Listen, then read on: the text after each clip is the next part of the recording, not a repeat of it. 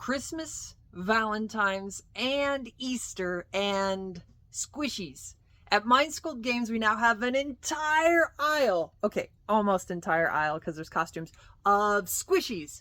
We have Squishable, we have Douglas, and we have Beanie Baby, and we have the best selection of Squishies around, so you can come pick exactly the right gift for somebody for Valentine's, to put in an Easter basket, or just because Squishies are cute.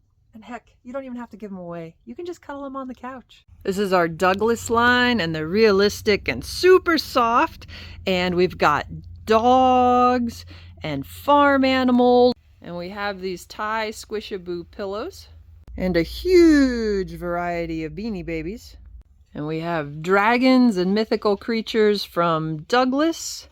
Got some Magic the Gathering plushies, including Nicol Bolas. Couple more items over here, including our first assortment of Plague Doctors. And our Squishable continues over here. And there's Tiamat, just in case you're a D&D fan. And then over here, we've got Mothman. And you see some Plague Doctors, King Raven down there, and some plushy dice. And up at the front of our store, we have our best dollar per square foot plushie. These are our best selling, the Plague Doctor assortment. And we've got actually this is probably the by quantity bestseller, the little Mothman. But Squishable's done really well for us. And it's the new year. And I looked at the year-end data, did a dollar per square foot analysis on our different categories. And this standee sold like the most per square foot out of anything in the store. In the second half of the year since we brought it in. So why would we put all these, come on, Darcy, a whole roll of Squishies in a game store where people buy Pokemon and Magic and sports cards the most? Do you really think that you're selling that fluffy little dragon often enough, or that campfire plushie, or the plushie that looks like a pineapple owl? Are you really selling those often enough to justify an entire roll of Squishies? Well, if you look around the store, we've got an assortment of different things, and the math said.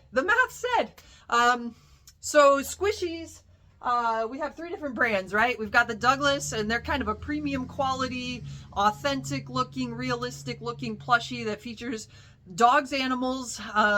Dogs and farm animals really sell the best for us. Dogs, chickens, and horses. Things you can find locally, but occasionally, we sell a penguin or a peacock or something that you can't find around here, but they still look realistic. And Douglas did really well for us out of the gate, and it continues to do well.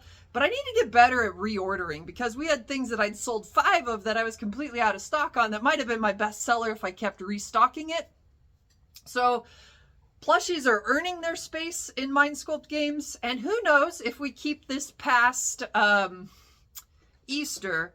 But Christmas, we sell plushies a lot. And then, in cold weather, seems people still like plushies. And we're still getting a lot of, newer customers, casual customers, people who aren't necessarily going to open a Commander Magic deck, that want to find good products here, that want toys. So our casual customers, these are up front. Anybody can appeal to them. Probably women buy these at a higher rate than a lot of items in our store, compared to the male-female buying ratio.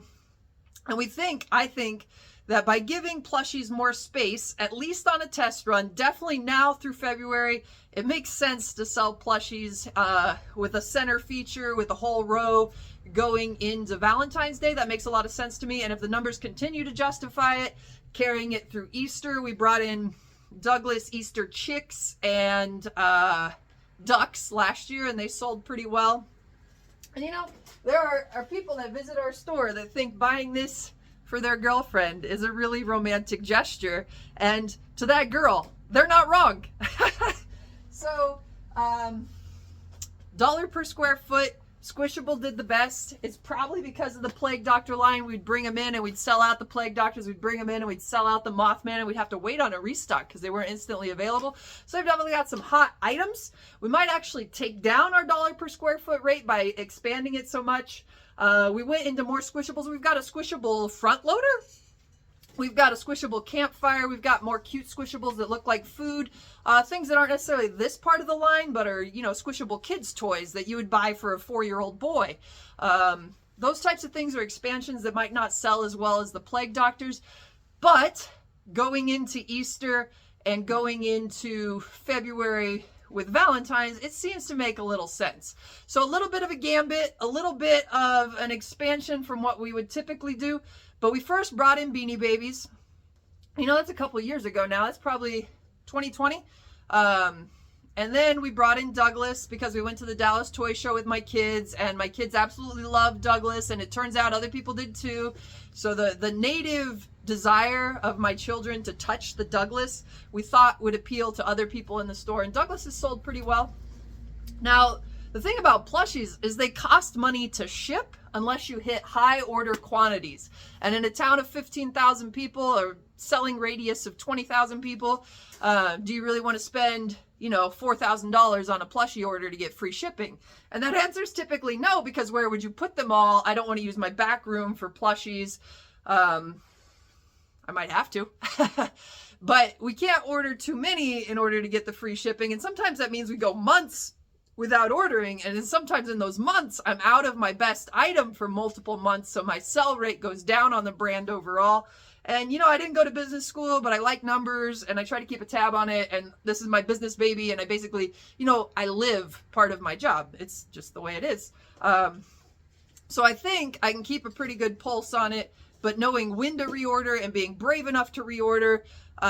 One of the things that would take is inventory management skills, and maybe even knowing when to move off a brand, when to move into a new brand. Beanie Babies does best for us when we first bring it in. Douglas does best for us when we first bring it in. Squishable probably does best for us when we first bring it in.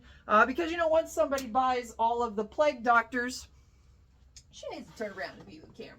Once they buy all the Plague Doctors and all the Plague Nurses, you know, there might be new releases where the Plague Doctor is all of a sudden a woodsman or a dentist, or the Plague Nurse is hunted. But there's a saturation point, right? So by expanding the brand, we'll see if we can move those Plague Doctor customers into wanting the King Raven, or if we can see the people that bought the large pizza plushie, if they will also buy the Pineapple Owl. Okay, so we're trying new things, but trying to keep a high dollar per square foot ratio for our racking, optimize our sales floor for the best outcomes for the business. That's tricky. I probably don't get it right all the time. And ordering every month and paying shipping would hurt the margins. It's probably not actually best, but it might be if it increased the sales velocity enough, if it increased overall profits enough. That would be the right course. I just don't know how to take it. But anyway, we have a huge plushie selection. It'll be lots of fun. The reason we have a whole aisle of plushie is year-end data said that Squishable was kicking pants and that we should expand it and try to go a little deeper on it. Douglas was doing really well. Now, the flip side of this, board games have been a stalwart in our business for so many years, since year one. Like, that's half our store is board games. And when we moved into this building, COVID hit soon after, and that was really the golden era of board games, and we took a lot of square footage for board games. And that year and the year after, it was really rewarding, but we probably expanded a lot for board games, and now, you know, people can go back to the Royals games. Their kids are playing sports again. They can go camping again. Board games are still really popular, but board games probably won't sell at the COVID rate again for a while of marketing and growth. So we've condensed our board games. That's really where we got the space for all the plushies, is we condensed our kids' games. We put a lot more stuff on the wall. We did start a board game clearance section. We've got games at 30% off. That's something we don't do very often because, you know, when you got quality product, why mark it down? And, well, that answer this time is space and sales metrics, trying to increase the overall profits for the store and find the right products for people that are moving the fastest, making people the happiest, trying to follow those numbers. So the short part of this video is that we have lots of plushies and you should come pick them up for Valentine's and for Easter maybe. The long part of this video is that it's a data-driven choice based on sales of categories. And even though these things are kind of big, take up a lot of space, they're dollar per square foot rate with the racking. You know, you can show 4 plushies on one shelf in a square foot. It was good. So come visit the store. We are doing a store refresh this month, meaning things have moved around a little bit. We're adding new selection. We've got a lot of orders coming in this month that'll show new stuff, and it's worth the trip. Mind Sculpt Games, 4908 10th Street in Great Bend. I know you watched this whole video just so you could hear that address at the end.